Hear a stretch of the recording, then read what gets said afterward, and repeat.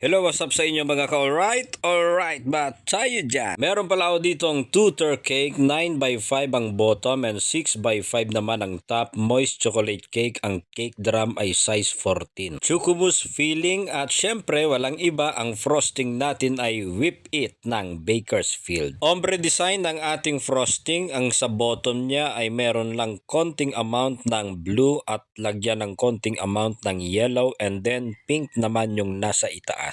Gumamit lang ako dyan ng plastic scraper, pakikinisin natin pero mamaya tatanggalin din natin yung pagkakinis niyan.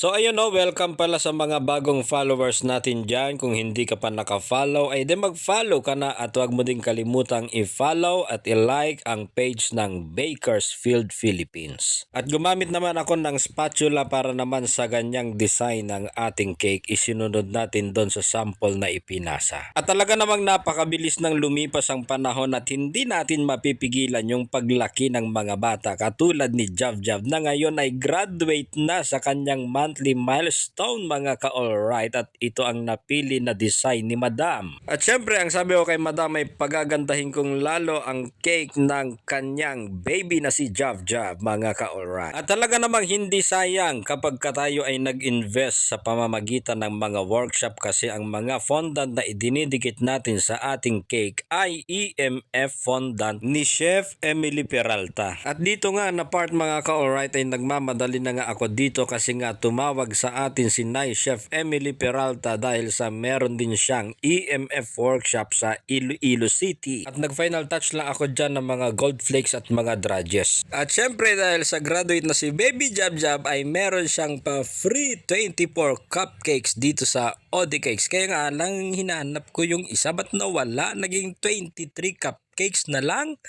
At ito na ang ating final look and happy first birthday Baby Jab Jab, and thank you so much for trusting Odi Cakes, Ma'am Vernalisa.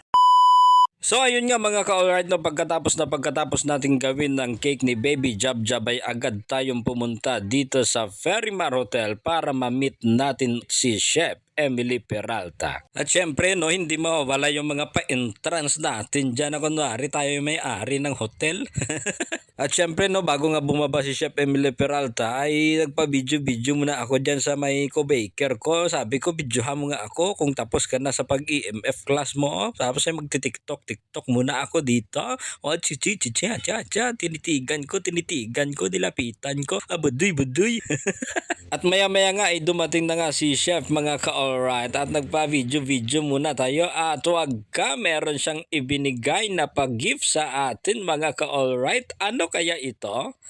At syempre dahil sa nandito na rin lang si Chef Emily ay hindi natin kalilimutan na dali natin siya sa Iloilo Fishing Port. At kahit na sino man ang magiging bisita natin ay hindi nyo dapat palampasin na pumunta kayo dito sa Iloilo Fishing Port kasi napakasasarap ng mga pagkain dito. At kasama pala ni Chef Emily si Ma'am Lalin at si Ma'am Meds, at kasama din dito si Ma'am May Grace. Hoy, Ma'am May Grace, shout out sa iyo Ma'am May Grace. At syempre kasama din na pinatawag ni Chef Emily ay ang twin bakers na si Ma'am Vera at si Ma'am Vina. Ayun ay, hindi nakasama sa 0.5 challenge ko.